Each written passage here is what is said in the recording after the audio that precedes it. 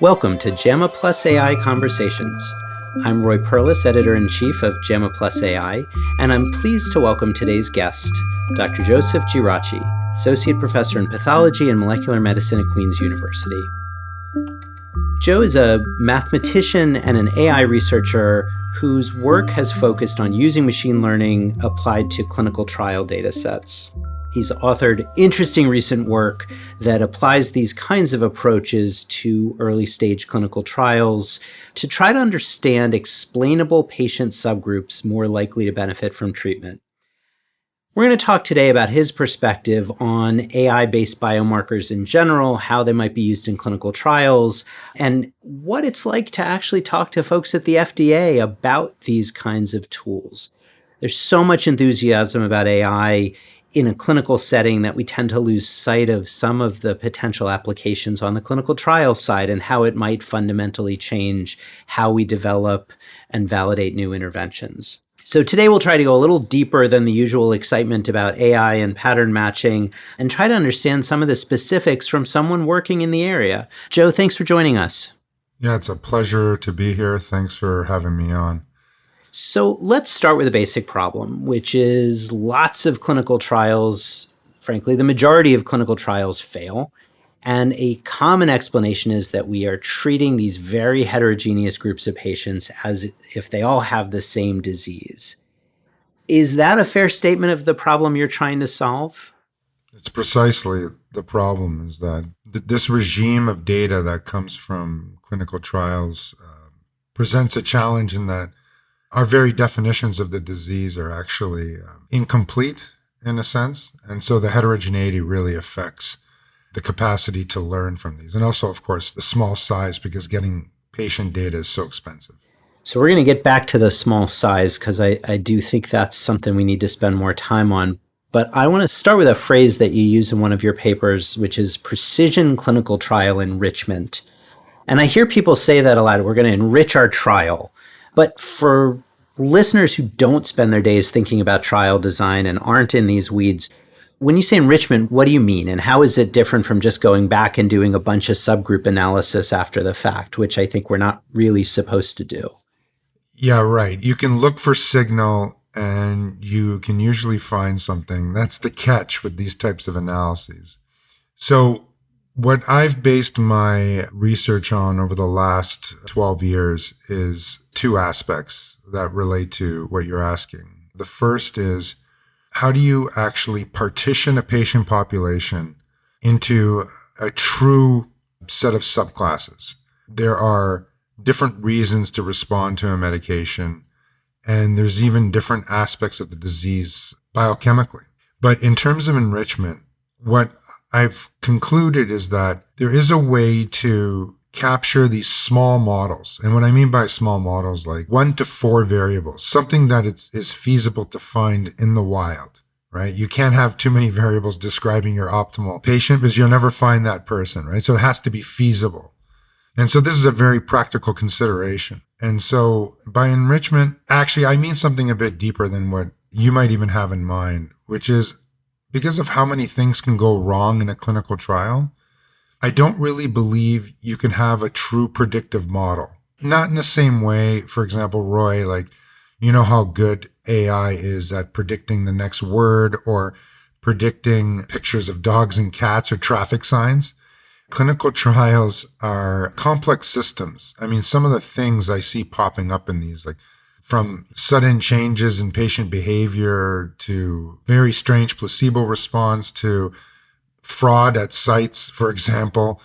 So what I'm talking about enrichment is there a way to capture a signal that characterizes the parts in the earlier trial that went really right and transport it to your next trial? And one of the ways of doing that is characterizing the patients well. So in one of your papers, you use data from a phase 2 ketamine trial in treatment-resistant depression. What made that a good data set to test this kind of method, or was it just what was available? What was it about that made you enthusiastic to try machine learning? being able to work with data from the NIH that's been well curated was a really great opportunity. So there was all that great academic stuff, working with Elizabeth Ballard and so forth. But a really great thing about that data set is the monstrous functional unblinding that happens when you give somebody a psychedelic like that. And so the placebo response was just like a sledgehammer. And also it was small, but there's another aspect, which is the effect size was great, meaning like people were responding. So there was real signal. So what it allowed us to do in a nice controlled environment with a real trial is extract this simple characterizations that we could transport into another trial. So let me ask you a question, because you allude to the fact that the effect sizes in some of these trials are quite large. One of the criticisms I've heard about this sort of enrichment, which probably doesn't apply here, but probably does apply in other settings, is that it lets you find signals that are maybe too small to be clinically relevant. And that what we're really doing is finding a place where something has slightly more effect than something else, but that it doesn't really matter clinically, and that we really should be looking for things that have big effects. Does that make sense to you, or do you think there's another reason to look for these smaller effects? No, of course, it makes total sense. So I'm going to back up a bit. There's a branch of AI research which involves the ability to learn from small data sets. And so what we learned from doing these few shot learning is that if you can create a data set where there's massive effect sizes, there's enough signal there for a model to develop around those high effect size structures. So in the technology that I created, what happens is the technology can actually find these high effect size pockets. But then you're absolutely right. If you just let this thing run amok, it will find things at the individual layer, at pairs and so forth. And basically the question becomes like, for the physicians listening, right? There's patients that you meet that look like other patients that you meet. And then there's patients that you meet that don't look like anybody else. They're unique. And so if you can identify the groups of patients that are represented well in the patient population through this mathematical magic, then you'll be able to start saying something strong about these groups of patients, how they're characterized, and you can transport those signals. But what you need to do practically, Roy, is you have to ask the AI to generalize as much as possible. You can't just, you know what I mean? You weaken that as much as possible so the signal does become clinically relevant. And it goes back to my other point, which is how feasible can I find this magical optimal patient for the trial? Does that make sense? I think so. And it reminds me that in your paper, you used a term that I hadn't encountered in this setting. You talk about personas. And I wonder if you could say more about why you picked that word. What's a persona in this context? When we met with the FDA, we actually changed that name to MDS, model-derived subgroup. But I chose persona because I like that word. Persona is basically like the sound that came from the mask. In ancient times, people would put on masks, sonare, right? Sona is the sound, right? And so there was this individualization. And so the persona to me became like, where's the true advantage of this drug, according to this trial, really showing up, right? And so, yeah, maybe there's a bit of this language geek in me that kind of just like that idea of being able to characterize people. Because really what it is you're finding this sub-characterization that speaks to the type of person that will respond in your trial. So do you tend to think of these as biological subtypes, or are these statistical constructs? Because especially in mental health, but in general, we have this long tradition of sort of shifting the goalposts by what we mean when we talk about precision. So is this biology? Is it statistics? Is it overfitting? What's a persona here? There's a lot of work that goes into not overfitting, but let me answer your question. So ultimately, in my mind, there's always a biological layer. However, in my academic work at the University Health Network in Toronto, where I did my psychiatric training with Dr. Sid Kennedy and Dr. James Kennedy from CAMH, the two Kennedys in Toronto, what I realized And what the Ontario Brain Institute, which was funding our academic work, the philosophy was, is there a way to characterize these patients where you don't have to take an MRI, where you don't have to measure microRNA? As a psychiatrist, can I ask the right questions, which reflects those biological subtypes? You see what I'm saying? There's like a layering effect. But absolutely, where it all started for me was in a postdoc I did in oncology, where I started playing with these machine learning with my students, and I started seeing that these transcriptomics were so powerful and to reveal the biology. So to me, it's a hierarchy that really at the bottom is biological. Yeah, that's right. Got it. So you alluded a little while ago to conversations with FDA, and this is probably a good point for me to point out that in addition to your academic work, you do have a company that has consulted to and worked with, I presume, pharmas and other companies trying to develop new therapeutics. And in this context, you have been to talk to FDA about the kinds of things you get out of your models. I'd love to know more about how that went. You've already told us you had to change personas to something that sounds a little more administrative, but what was the reception when you went in talking about these biomarkers? The experience was actually ultimately positive.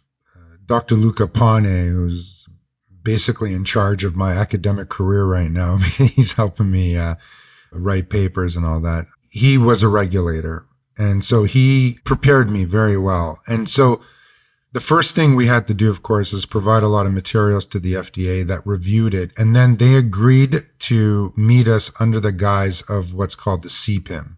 And this meeting was granted to us because the technology is so unique. It's not based on neural network. Neural networks will have a hard time learning from such small data sets. It's a mess, right? Clinical trials are very different types of data. So what I did is I went there, and when I met with them is I used really critical data that we were able to validate with some external data sets as well. So it was a very rigorous meeting. And the response from them is that they basically told us what we were, Roy. They said, you are a stratification company. This work that I've been doing for years academically, right? It all boils down to giving these companies another way to spend their p-value. Do you know what I mean by that? Think of the p-value as a currency, and you can layer these tests according to exactly what you were asking me, right? These personas. And it becomes a gateway. So you can say, okay, I have a 0.05. I'm now going to look at my clinical trial under the perspective of the persona, which is a subpopulation. And if that passes, I can take that p-value that you split up. Let's say you do 0.025, 0.025. You can then push that 0.025 into your total population. So are you talking about doing this for future trials, or are you talking about doing this for trials that had already been completed where you were saying we want to look differently at the data? No. And that's exactly was the nature of the meeting. It was the FDA wanted to know, are you actually doing the right things so that a person can learn about their previous data, like we did with the, Academy with the NIH, and then use those insights for a future trial? Are you putting in the correct alpha control? I don't want to get into all the math, but are you doing this right? That's what this meeting was set up so that we can make that claim and get support on that process. Exactly. For future trials. So it sounds like part of the conversation was worrying about type 1 error. Absolutely. That's exactly it. Yeah. Was some of the conversation about the algorithms themselves? I mean, I have gotten the sense that, there's a lot of discussion about black boxes and looking inside the black boxes. So how much of the discussion is assuming you get the math right, assuming you're controlling your type 1 error, how are you actually doing this? Well, the FDA, their main concern was that, are you fishing for a bunch of results? Okay, fine. If you are you controlling properly so that a company uses it the right way? right? So to abide by what they need to see. And then, yes, there were questions about the unique attention mechanism that we developed and that we utilized to partition these patient populations. Roy, it's very easy to just take a data set and slice it up into a bunch of pieces, but to really have confidence in an insight that's coming from a small data is very challenging. So yes, there were questions about that. And it was very satisfactory because I got to meet with some really great people who understood some of what I was trying to accomplish here. Because I had to reach into a different branch of math than most machine learning is based on. That's one thing that we have to be clear about. So if you do a trial that is enriched for driven by a particular AI-based biomarker, is the assumption that then whatever gets brought to market or relabeled or whatever is going to be relabeled for that particular subtype, that particular persona? Is that the framing? So here's the framing. If a company says, we're going to use this persona, the proper way to do this is to say, okay, we're going to pre-specify that persona. So in other words, there's these two variables and ranges. Let's make it simple. A blood pressure and one of the MADRS items, right? You score lower than some number and your blood pressure is in some range.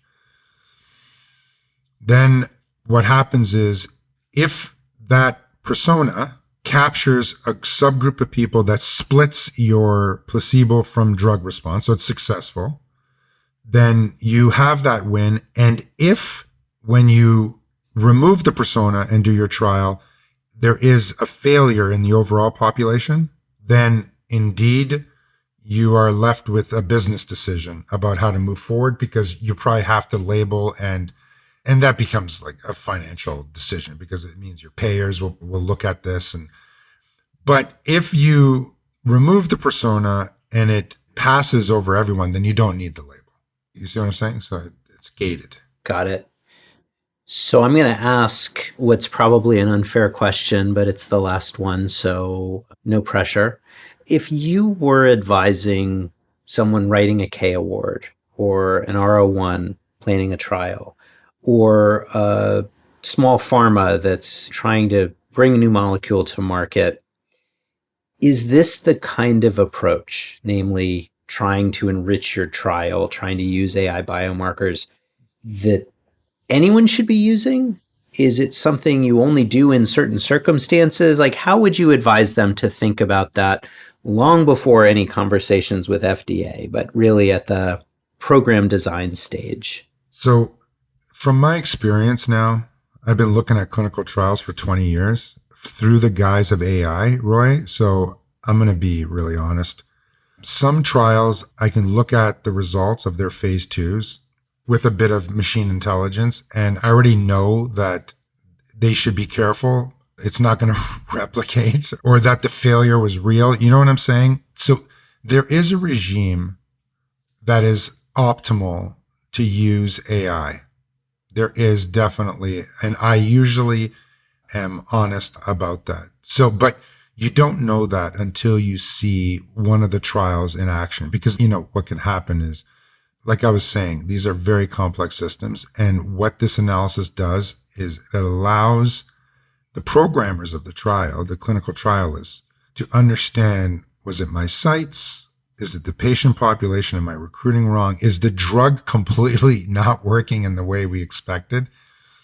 So I would say that evaluating the trial in that way is for everybody, but whether or not you should enrich after, it depends on the results I see from that analysis. And that's an honest take.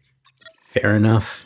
Dr. Geraci, Joe, thanks again for talking to us about enrichment in clinical trials and where AI methods and machine learning methods may fit into clinical trial enrichment. To follow this and other JAMA Network podcasts, you can visit us online at jamanetworkaudio.com or search for JAMA Network wherever you get your podcasts. This episode was produced by Shelley Steffens at the JAMA Network. Thanks for joining us, and we'll see you next time.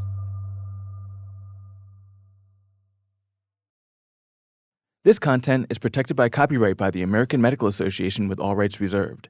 including those for text and data mining, AI training, and similar technologies.